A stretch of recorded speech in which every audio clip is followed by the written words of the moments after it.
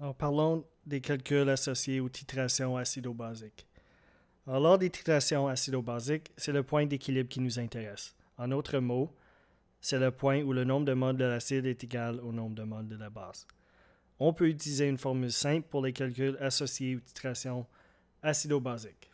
Alors, nous avons développé une formule en classe déjà, mais nous allons ajouter une couple de variables différentes pour ce calcul-là. Alors, la formule, c'est CAVA sur NA qui est égal à CBVB sur NB. Comme j'ai dit, très similaire à la formule qu'on a déjà utilisée, avec cette différence qu'on a ajouté les nombres de moles en bas. Alors, VA, c'est le volume de l'acide. CA, c'est la concentration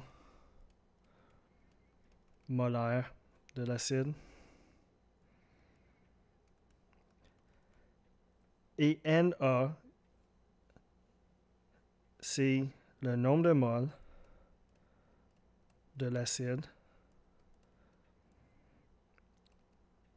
Et c'est le nombre de moles selon l'équation chimique.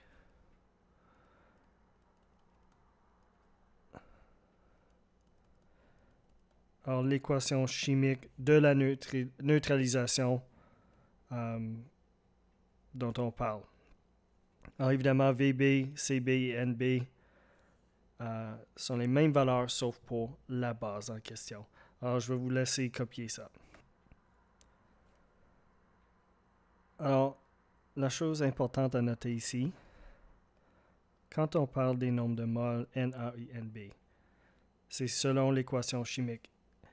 Et ces nombres-là sont là pour prendre en considération des acides qui peuvent fournir plus qu'un ion à hydrogène ou les bases qui peuvent fournir plus qu'un ion hydroxyde.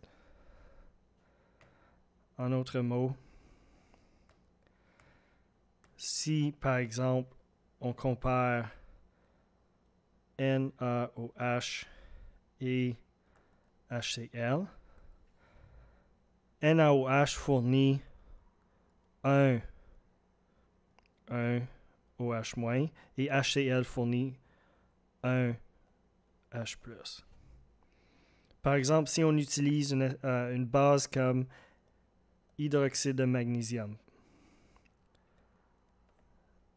cette molécule fournit 2 hydroxydes et un acide comme l'acide phosphorique peut fournir 3